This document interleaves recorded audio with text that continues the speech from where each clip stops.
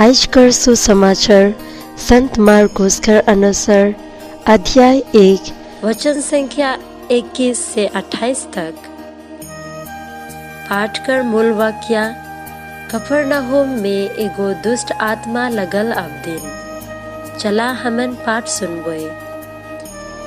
यीशु और उकर चेला मन कफरनहूम शहर में आलाय और यीशु 27 दिन में तुरंत ही आराधना घरे जाय के शिक्षा देवे लगलक। और अब दिन मन उकर शिक्षा सुन के चकित हो गलाय, काले कि उ धर्म शिक्षक मन तैर नहीं पाहे हक कर संग उमन के शिक्षा देवत रहे।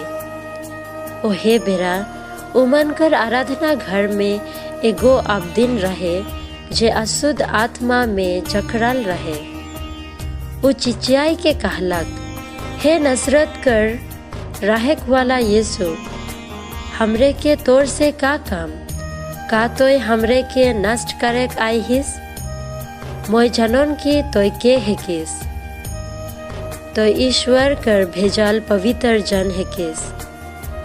यीशु ई कहते हैं दुष्ट आत्मा के धमकालक, चुप रह, ई अब दिन से बाहरे निकल जा। दुष्ट आत्मा उ अब दिन के धर्मसाई के जोर से गुल करते हैं उकर से निकल गलक। ई देख के सोबे हर चक्रित हो गलाई और एक दूसर से पूछे लगलाई, ई का है के? ई तो नवा किस्म कर शिक्षा है के।